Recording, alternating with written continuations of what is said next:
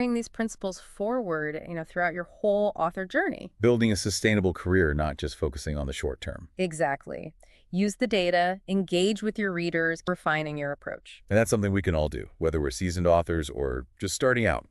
Now, in part 3 of our deep dive, we're going to explore the crucial steps you can take after your book launches to keep that momentum going. To build genuine thank you email can make a huge difference in building that loyalty. It shows you care. And remember, actions speak louder than words. Offer something exclusive to those who pre-ordered, a deleted scene, a bonus chapter, maybe a sneak peek at your next interaction at a time. So what else can we do to keep that post-launch energy going?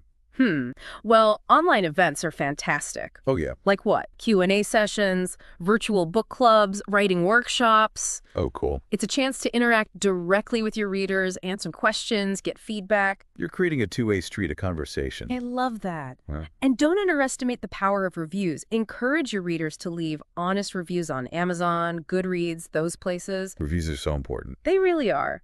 Positive reviews can be incredibly influential, especially for new readers who are just discovering your work. They're like, should I read this? Oh, look, everyone else loved it. Exactly. And remember, it's not just about the 5-star reviews. Constructive criticism can be valuable too. It helps you grow as an author. For sure. What about you, listeners? Have you ever left a review for a book that really resonated with you? What made you do it? Tell us about it in the comments. We love hearing your stories. We learned so much from your experiences.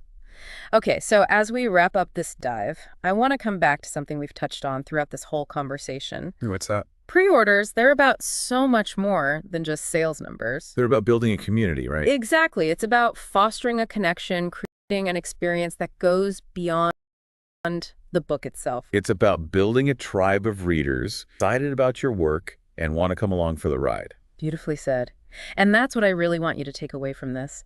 Pre-orders, they're a powerful tool, but their real power is in creating lasting connections and building a foundation for success that lasts. So it's not just about launching a book, it's about launching a career, a community, a legacy. You nailed it. Wow, we covered a lot of ground today.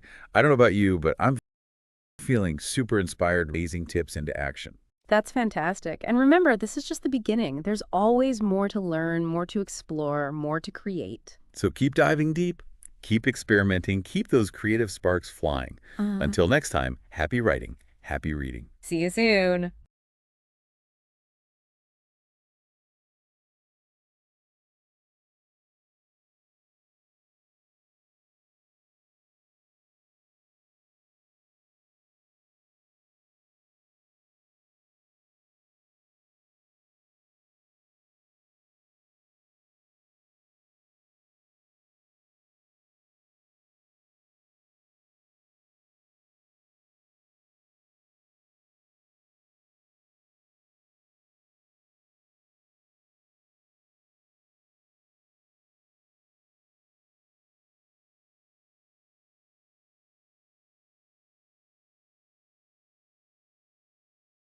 All right, so we're diving into something pretty exciting today.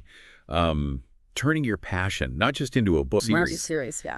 And we're basing this deep dive on this awesome guide, how to turn your passion into a profitable book series.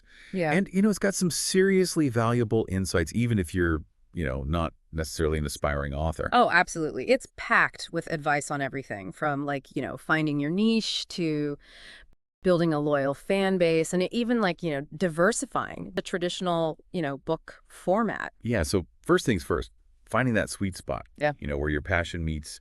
The guide delves into the power of cliffhangers. Yeah. And they talk about strategically placing them to keep readers on the edge of their seats, desperate for the next installment. Yeah. Think about a book that really kept you hooked. What was it about the ending that left you wanting more? Share your thoughts in the comments. We'd love to hear your examples. Yeah, what's fascinating here is the guide. It breaks down the anatomy of an effective cliffhanger. It's not just about ending on a suspenseful note. Right. It's about raising new questions, introducing new threats, or leaving the reader with this sense of unease, right? They use the example of the Hunger Games trilogy. Oh, good one. Yeah. Each book ends with Katniss facing a seemingly insurmountable obstacle. So you have to pick up the next book. We have to, yeah. To see how she's going to survive. Exactly. And speaking of keeping readers engaged, the guide also talks about interweaving storylines, Mm. especially for nonfiction series. Each book might tackle a different aspect of the main theme, but they're all, interconnected, creating this satisfying sense of a larger narrative unfolding. It's like piecing together a puzzle, where each book reveals a new piece of the bigger picture. Oh, I like that. They give the example of like a series on personal finance. Okay. One book might focus on budgeting, another on investing, another on retirement planning. Each book can stand alone, but together they form this comprehensive guide. Yeah, I see. Okay, To tackling big projects, do you map everything out in detail? I try to. I'm a big planner, Okay, yeah. so I try to. Some people like to be more flexible. Let us know your thoughts in the comments. All right, so we've got our plan. Now it's time to think about, how are we this series to the world? Choosing a font that reflects the tone and genre. It's about creating a visual identity that's both, appealing to your target audience Right. and instantly recognizable. Yeah, they give a great example of a fantasy series. Imagine like covers with rich, jewel-toned colors, intricate illustrations, and a font that like evokes a sense of magic Yeah, and adventure. All those elements work together. and that brings us to the sometimes intimidating search engine optimization. Now, I know that sounds technical, but the guide breaks it down in a way that's pretty easy to understand. It's all about using keywords, categories, compelling descriptions Yeah. to help your books get discovered online. Exactly. Hmm. Think about it. When you're searching for a book online, what do you type into that search bar? Yeah. Are you looking for specific topics, authors, genres? Those are keywords. Oh, And the guide really emphasizes using those relevant keywords in your book's title, description, and categories that you choose when publishing. so it's like strategically planting little book, maybe through that perfect keyword search, or a friend recommended it. How do we turn those readers into loyal fans who like eagerly await each new installment? Well, I think that's where the real magic happens, right? The guide really emphasizes the importance of nurturing those relationships with your readers, Yeah. going beyond just, publishing the book. Mhm. So think newsletters, social media engagement, even creating online reader groups or forums. Oh, I love that. Building a community like around your series. Exactly. Yeah, the guide even suggests offering exclusive content or like behind-the-scenes glimpses Yeah. to make those fans feel like they're part of something special. What kind of author interaction would make you feel more connected to a series? Let us know in the comments. Yeah, because building that connection can make all the difference. Now, each new book in a series is a big event.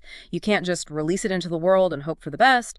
The guide digs into some really savvy marketing strategies to build buzz and drive sales. Like pre-orders. Yes. I always get so excited when I get like pre-order book that I'm anticipating. Yeah. Do you think pre-orders are genuinely effective in building that anticipation and like driving those early sales? I think they can be incredibly effective when they're done right. It's a way for readers to kind of show their commitment to the series, secure their copy as soon as it's released.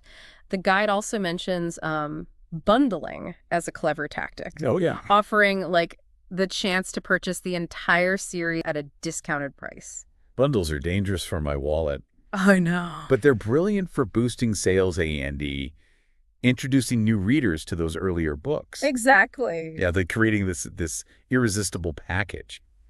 And speaking of reaching new audiences, the guide also suggests collaborating with like bloggers and influencers to spread the word. Yeah, collaborations can be incredibly powerful. Imagine your favorite book blogger, raving about your series to their followers. That's huge. That's huge here. But you have to be strategic about those partnerships. The guide really emphasizes finding influencers whose audience aligns with your target demographic. It's about reaching the right readers, not just the most readers. Right. Speaking of reaching the right readers, have you ever been swayed by a book recommendation from an influencer or blogger? Let us know in the comments. Yeah, for sure. We're always fascinated to hear how people discover new books. I know I have. A good recommendation can make all the difference. But Yeah. Let's shift gears for a moment. We've been talking a lot about, the traditional book format, but this guide gets really exciting when it starts exploring ways to diversify your series beyond just the printed page. Yeah, beyond the book. With the series logo. It's a fun way for fans to show their love and, generate a little additional revenue. Absolutely. It's about creating a whole world around your series. And the guide, it encourages authors to think even bigger. What about courses Oh, wow. Yeah. or workshops? based on the content of your series. Like if you've written, a self-improvement series, why not offer a workshop to help readers put those principles into practice? Oh, that's a fantastic idea. It's Cool. taking your expertise, to the next level, Yeah. creating that deeper connection with your audience. If you were creating a series, what unique extras would you offer to your readers? Let us know. Let us know your creative ideas in the comments. Yeah, I think that's a great question to ponder, as we move into the final part of our deep dive. We've covered a lot of ground, from identifying your niche, crafting that compelling series concept to, marketing those books and exploring new avenues beyond the traditional format. We've explored, the journey of turning your passion into a profitable series. So stay tuned for part 3, where we'll wrap up with some key takeaways and leave you with a final thought-provoking question. Welcome back to the final part of our deep dive. Turning your passion into a profitable book series. We've covered so much, from the initial spark of an idea to crafting a compelling series, marketing it effectively. We even touched upon those exciting ways to expand beyond itself. Yeah, it's been a fascinating journey, hasn't it? What really stood out to me throughout this guide is the emphasis on not just creating, but building a sustainable business around your passion. It's about, approaching your Workshops or online courses, it's about finding creative ways to engage your audience, share your passion on a deeper level.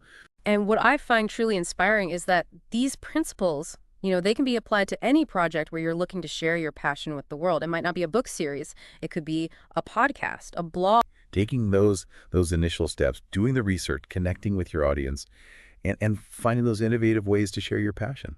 So as we wrap up this deep dive, we want to leave you with one final thought-provoking question.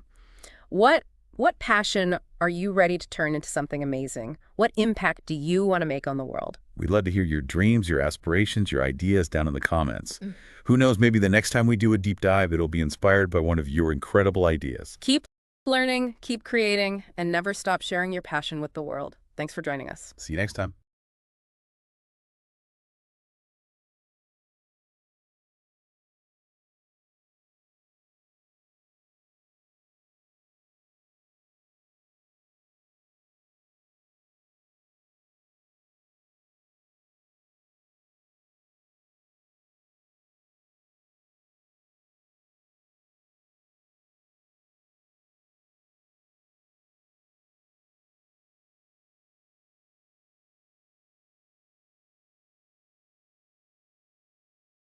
All right, so have you ever had this amazing book idea, Yeah. just brewing in your mind, Oh, yeah. but then the thought of actually sitting down and writing the whole thing, It can be. it's a little Good. daunting. Yeah.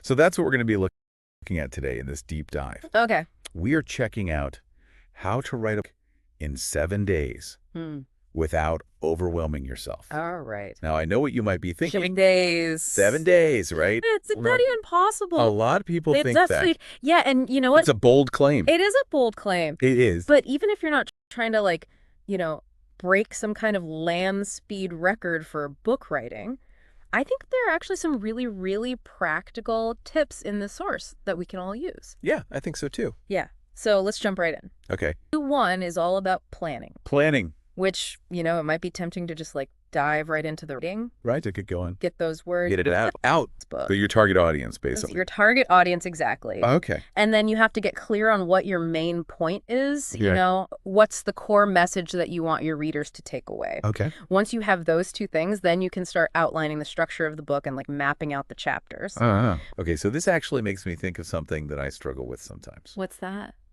I feel like I have too many ideas, Okay. and I don't know which ones to focus on. Oh, yeah. Have you ever run into that kind of creative overwhelm? Oh, yeah, definitely. I think a lot of creative people deal with that. Yeah. One thing I like to do is just brainstorm all my ideas, and then I try to group them into themes or categories. Okay. That helps me see the bigger picture, and then I can see which ideas are the strongest and which ones I should maybe save for a different project. That's a really cool tip. I Yeah. like that. Yeah. And, it kind of reminds me of that whole, kill your darlings advice. Oh, yeah.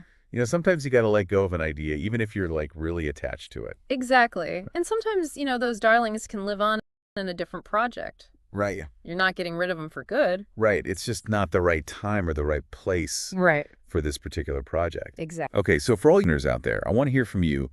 What's a book that you would love to write? Oh, yeah. And who would be like your ideal reader for that book? Good question. Yeah, tell us in the comments below. We love hearing about all the creative projects that you guys are working on. It's so inspiring. Okay, so moving on to day 2. Right. The source is all about setting realistic goals. Okay. What's your take on that? I think it's crucial for any big project, and especially something like writing a book. Mm-hmm. You know, if you set unrealistic expectations, you're just setting yourself up for disappointment. Totally. I think that happens to me a lot, actually. Yeah. Okay, so how do we avoid that then? Well, I think it's all about breaking down that big goal into smaller, more manageable steps. Okay. The source talks about like setting daily word counts, Okay. or maybe you dedicate a certain amount of time to writing each day. Mm-hmm. Have you tried those? I have. I've done the daily word count thing, and I find that it really, really helps me Yeah. to stay consistent. Because even if I can only get like 500 words in a day, Right. it's still something, It's still moving forward. and it makes me feel like I'm making progress. Yeah, I totally get that. What about you? Setting realistic writing goals? For me, it's more about time blocking. Okay. Like, I'll actually block out time in my calendar, like it's an important meeting. Yeah, And that helps me make sure that I'm actually prioritizing the writing. that's a great idea. Yeah. And I think it's so interesting how, we both have different approaches, Yeah. but ultimately it's about finding what works for you, Absolutely. right? So for all of you listening out there, have you faced a similar situation? Yeah, let us know. How do you break down large tasks? Tell us in the comments. Yeah, we want to hear from you. Right. All right, so we've talked about planning, we've talked about goal setting, Mm-hmm. but day 3 brings us something new and I think pretty interesting. Oh, what's that? It's tools and resources.